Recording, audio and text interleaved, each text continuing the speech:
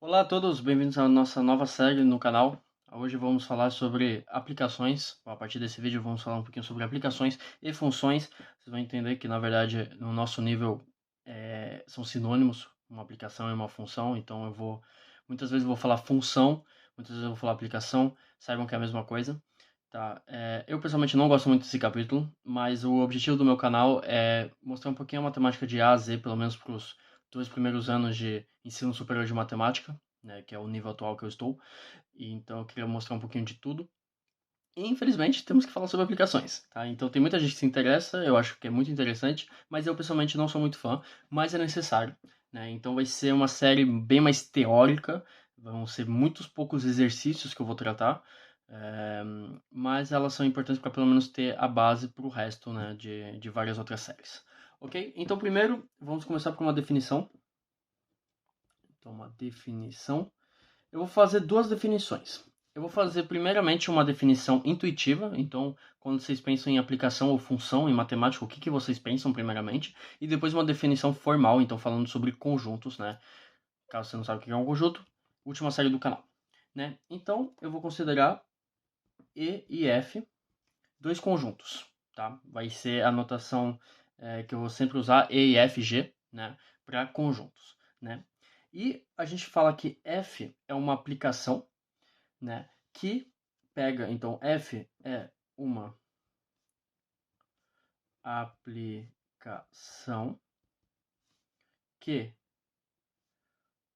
para todo x pertencente a E, então para todo elemento pertencente ao conjunto E, associa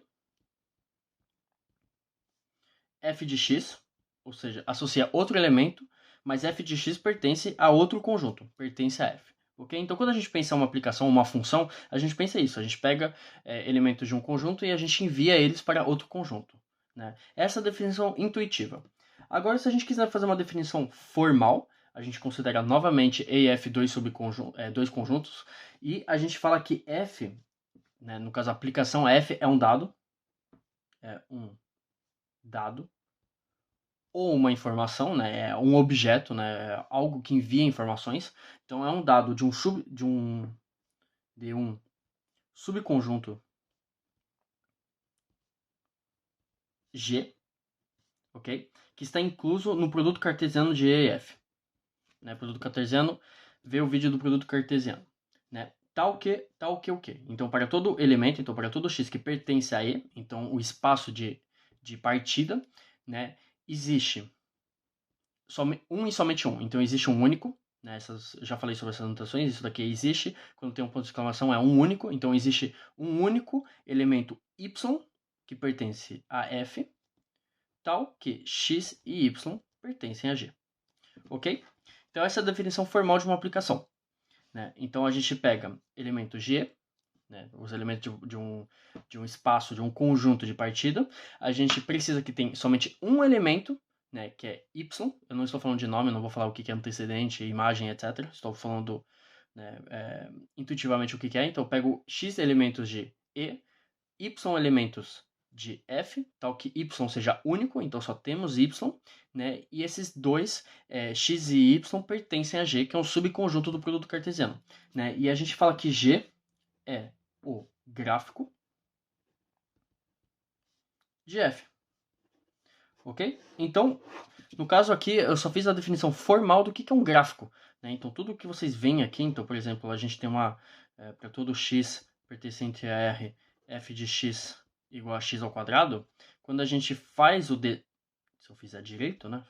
Quando a gente faz o desenho dessa função, que é uma parábola, né? G seria, então aqui temos E e F, né? O espaço de partida, espaço de chegada, e G é todo esse plano, ou seja, todo esse plano cartesiano. Ok? É somente a definição formal. Agora, o que significa esse f de x? Então, se a gente considera um x que pertence a E, né, temos um único elemento, então existe um único elemento y que pertence a f, tal que x e y pertencem a g. É isso que eu escrevi na parte passada. Né? O que a gente nota f de x é basicamente a imagem de x através f. Então, f de x é a imagem de x através a aplicação F. Ok? Né? Então, a gente agora que vocês entenderam a parte mais teórica, vocês podem compreender como que a gente nota isso normalmente. Eu já fiz isso algumas vezes no canal, né? A gente nota, então, a aplicação F é uma aplicação de E a F, então de E a valores em F, tal que X associa F de X. Ok? É basicamente isso, né? Eu só estou explicando de onde que vem essa notação. Então a gente está falando de espaços de partida, espaços de chegada, o que é uma aplicação? A aplicação simplesmente envia elementos de um lado para o outro, ok? Depois, o que tipo de aplicação, vou falar isso em vídeos futuros, mas a ideia de base é essa. É importante notar que f de x, né, f de x aqui, não é uma aplicação. Então, atenção, não é uma aplicação. Vou fazer AP, né? Ou app, vai. Ok? Não é uma aplicação. F, então tudo isso daqui é uma aplicação. Então a aplicação que pega elementos de E envia f de x que envia f de x que pertence a f. F de x é apenas um ponto, é um valor, tá? É a função ou a aplicação avaliada em um certo ponto, avaliada em x, ok? Então lembrem-se, quando temos f de x, não é uma aplicação. Temos que ser precisos nisso. Para dar um exemplo mais concreto, podemos pensar na função cosseno de x. Né? O cosseno de x todo mundo conhece. Se a gente escrever cosseno de x, simplesmente assim, isso não faz muito sentido. Né? Obviamente vocês entendem intuitivamente, mas matematicamente não faz sentido só cosseno de x. A gente fala o quê? O que é isso? Isso é basicamente alguma função avaliada em um certo ponto. Né? Se a gente quer ser preciso, a gente quer falar da aplicação cosseno de x, da função cosseno de x, a gente tem que escrever a aplicação que x associa cosseno de x. E agora sim a gente entende que a gente está pegando a f de x, então f seria cosseno, né?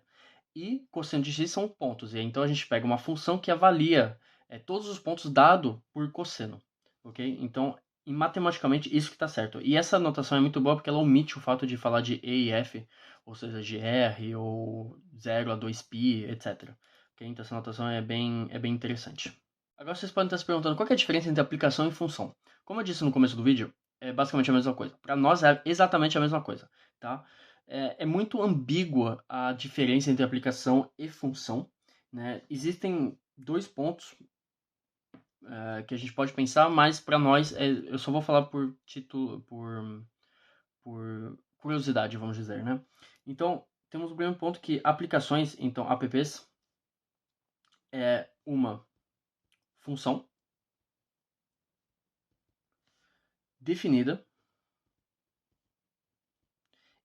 em todo seu domínio. Ok? Então, a gente basicamente seria uma função, é um caso específico de uma aplicação. No caso, a aplicação é um caso específico de uma função, a função que é definida em todo o seu domínio. Ok? Isso é uma definição que vocês podem achar por aí. Outro ponto que é mais histórico, né, não é bem uma definição utilizada, é que a função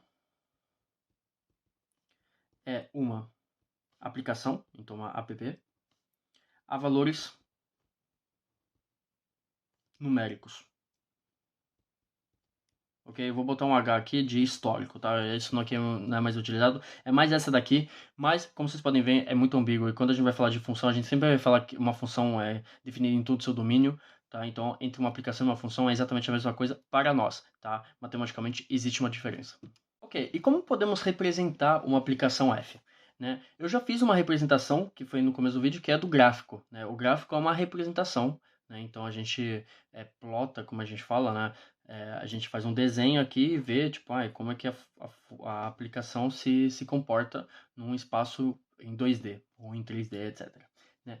Outro ponto importante de como podemos entender como uma aplicação se comporta é o que a gente chama de diagrama. Então, diagrama sagital. Agora eu estou na dúvida se tem 2 T's ou 1 T.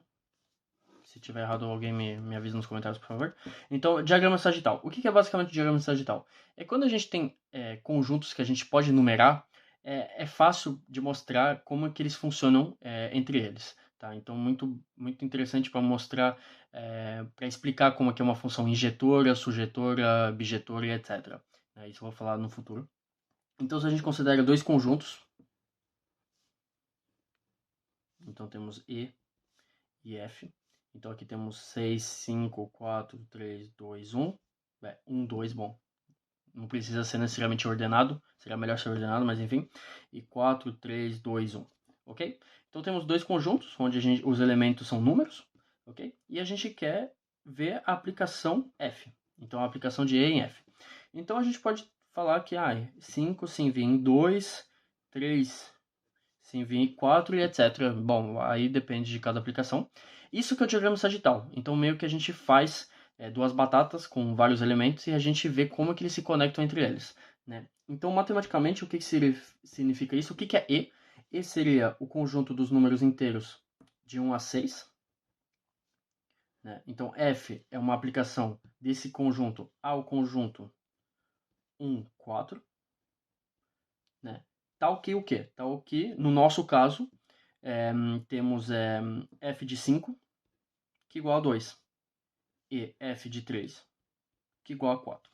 Esse é um exemplo, ok? Então, esse é o diagrama sagital, bem interessante de mostrar. Eu vou usar eles algumas vezes para os próximos vídeos, então eu gostaria de apresentar eles para vocês agora. Agora, com a luz acesa vai ser bem melhor. E como que podemos fazer a anotação do conjunto das aplicações de E em F? Bom, isso vai ser bem curto. É basicamente F potência E. Ok? Então, esse é o conjunto de todas as aplicações de E em F, tá? Então, E é uma potência. Essa notação vem da cardinalidade, tá? Eu falei disso, acho que no começo da série de conjuntos, não tenho certeza, mas a notação vem basicamente de cardinalidade. Então, como a gente está falando de conjuntos finitos, é basicamente a ordem de possibilidades de cada elemento se enviar em cada elemento, ok? Agora eu vou dar exemplo de duas coisas, de dois objetos que são basicamente aplicações, né, que dependem de um índice. Né? Então, o primeiro objeto vai ser famílias. Tá? Famílias, não a nossa família, né? não o nosso pai e nossa mãe, mas famílias de objetos que são indexados. Então, muitas vezes, a gente tem uma família do tipo XI, com I que pertence a um grande I. Né? Isso pertencente a E. Pertencente a E. Né? Isso basicamente é uma família de elementos de E, né, que são indexadas. Né? Então a gente fala indexadas pelo conjunto I. Conjunto I. Né? Então isso basicamente seria uma aplicação X de I em E. Okay? Então são elementos que são indexados pelo esse conjunto I, então pode ser x1, x2 ou né, etc, que são enviadas em E. Tá? Isso é uma notação que é bem melhor do que essa daqui, assim, bem melhor do que isso, porque isso daqui não faz, quer dizer, escrito precisamente faz um sentido, mas pode ser muito confusa, então a gente elimina ela da nossa cabeça. A gente pensa nessa quando fala uma família indexada por outro conjunto, ok? E então I é o conjunto de índices da família, ok? Da família, ok? Agora, outro objeto matemático que vocês com certeza já encontraram são as sequências, né? Então, sequência aritmética, sequência geométrica, etc. No caso, as sequências são uma família, né? É um caso específico de uma família. Então, a gente fala que a sequência, no caso, sequências, são famílias indexadas por n, o conjunto dos números naturais.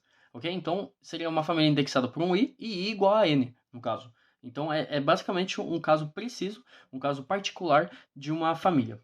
Né? Bom, a gente pode fazer outros tipos, então pode ser, sei lá, n que pertence aos naturais, tal que n é superior a n0 ao algo etc. Né? Mas pensa que sequências são basicamente famílias que são indexadas por naturais. Né? E são sequências, obviamente, são famílias que pertencem a E. E, no nosso caso, E pode ser igual a R ou E pode ser igual a C, no caso dos complexos. Né? Aí são tipos de sequência. Eu vou fazer uma série sobre sequências, porque isso é muito importante em análise. Mas é basicamente a ideia que são famílias. E vocês já viram isso. Então, não estou apresentando coisas novas para vocês. Bom, existem diversas maneiras. Agora eu vou falar de função, porque eu prefiro falar função. Lembre-se que a aplicação e função no nosso caso é a mesma coisa. Né? Agora eu vou listar vários tipos de enunciados que apresentam funções, né? Eu não vou resolver nenhum exercício, só é realmente um vídeo introdu, introdu, introda, intro, meu Deus do céu. É um vídeo que introduz a noção de aplicações, ok? Então, vamos lá. Então, a primeira forma é a forma explícita. Ok? Então, a gente pode dar explicitamente a função. Então, a gente fala, para todo x que pertence a R, temos f de x que é igual a cosseno de x. A gente gosta de cosseno, então a gente usa cosseno. Ok? Pode ser por disjunção. Disjunção de casos. Né? Então, a gente é basicamente uma função definida por partes. Então, falar para todo x pertencente a R, né, temos f de x que é igual a e de x se x for negativo e 1 se não, por exemplo. Né? Isso a gente pode criar várias coisas, mas a gente fala que é por disjunção porque depende do valor de x. Né? Pode ser por indução. Indução a gente vê muito quando a gente fala de sequências, então exercícios de sequências vão ter bastante sobre. Né? Então a gente usa uma inicialização, usar igual a 2, e para todo n que pertence aos naturais, temos o n mais 1 que é igual a, sei lá, 3 o n ao quadrado, por exemplo. Né? E temos também por diferenciais, equações diferenciais. Bom, isso é outra história, diferenciais. Desculpa se não sei escrever, porque eu não fiz matemática em português, eu acho que é com F, talvez. Enfim, diferenciais são equações que a gente tem, em vez de x igual a 2 mais, sei lá, 3 mais x igual a 5 e a gente quer achar x, a gente tem as derivadas. Então a gente pode falar, com f de 0 que é igual a 1, e temos a derivada de f que é igual a f, né? O que seria a função f? Né? Isso é um tipo de enunciado também. Né? Pode ser equações funcionais, então equações funcionais são equações entre funções. Né? Então a gente pode falar f de x mais y que é igual a f de x, f de y, com condições iniciais, etc. Né? São vários tipos de enunciado. Só estou listando vários tipos que vocês podem encontrar na carreira matemática de vocês. Né? Ok, continuando nossas definições, tá? Estamos quase acabando, prometo. Temos a composta. Opa, deixa eu arrumar as coisas aqui. A composta, então, composta de funções. Já falei sobre isso na série de derivadas. Né? Como que a gente pode definir precisamente o que é uma composta de funções? Então, a gente considera uma função f de e em grande F e g, uma outra função de f em g. Né? E o que seria a composta? Né? Então, o que seria a composta de f por g? Seria essa aplicação aqui. Né? Então, esse redondo seria a composta, então a regra de composição. Então, temos de E a G, né? Então, a gente pega de todos os elementos, então F são os elementos de E a F e G pega os elementos de F a G, então a aplicação vai de E em G, né? Então, passando por F, óbvio. Né? De E em G, tal que X associa a composta entre os dois. Ok? Isso é basicamente a composta de funções definida precisamente, bom, meio óbvio, né? Porque quando você já sabem o que é uma composta de funções, isso daqui fica bem claro. Outro ponto, outra definição seria uma restrição. O que é uma restrição de uma função? Bom, como o nome define, ele restringe. Então, no nosso caso, a restrição seria restringir o espaço de partida. Né? Então, a gente considera uma função de E em F, ok? E a gente nota a restrição F de apóstrofe, eu esqueci de falar, então E apóstrofe é um subconjunto de E e F apóstrofe é um subconjunto de F, ok? Isso vai ser bom para as próximas definições, tá? Então a restrição de F a E apóstrofe é nota assim, então é a única aplicação, então a única app de E apóstrofe a F, no caso em F. Né? Então seria o quê? Para todo x pertencente a E apóstrofe, temos f de E apóstrofe de x, que é igual a f de x.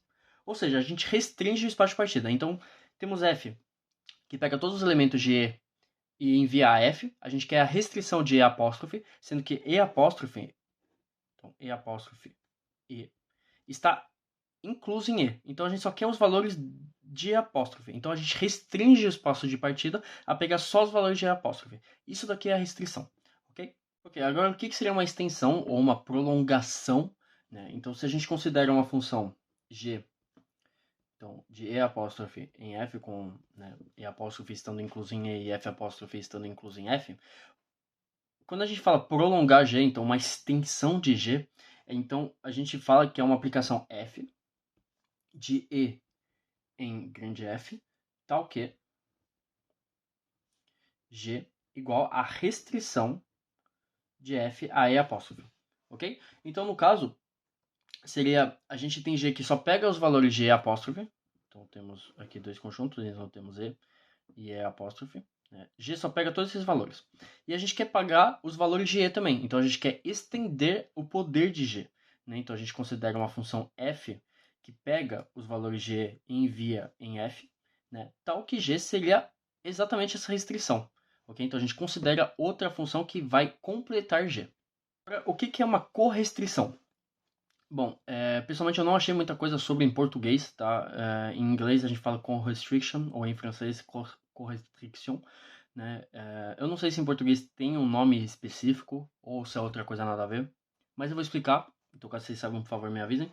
A correstrição é a mesma coisa que a restrição, só que em vez de ser no espaço de partida, é no espaço de chegada, ok? Então se a gente considera uma aplicação de E em F, né? A correstrição de F a F apóstrofe, a gente nota ao contrário, então em vez de ser a barra embaixo, a gente nota a barra em cima de F, né? É uma função, tal que então a correstrição de F a F apóstrofe de x igual a F de x se F de x pertence a F apóstrofe, ok? Então a gente quer restringir o espaço de chegada. A gente só quer a restrição, então a gente tem F, né? F apóstrofe, temos E apóstrofe E. Então a gente quer uma função de E que envia, né? Então F aqui a F apóstrofe e somente F apóstrofe, ok? Então aqui a gente restringir o espaço de chegada, ok? Então agora, para dar dois exemplos, né? Então vou fazer o exemplo da restrição aqui. Se a gente tem uma função, então x associa x ao quadrado. Se a gente quer, por exemplo, a restrição de x ao quadrado a r mais, né? Então a gente quer a restrição de f, então a gente fala que isso é f a r mais, né? Isso seria para todo x pertencente a r mais, essa restrição igual a f de x. Ou seja, a gente só pega os valores de início, a gente só pega o x pertencente a r mais, né? Então isso daria uma função, no caso seria só um braço da parábola, ok? Se a gente representasse isso para um gráfico, né? Porque a gente só está pegando os valores, a gente só está pegando os valores positivos, né? Agora, se a gente falar da correstrição de x associa x ao quadrado, a correstrição a, sei lá, a 1 mais infinito, ok? De x. Isso igualaria... Não, desculpa. A gente quer essa correstrição aqui.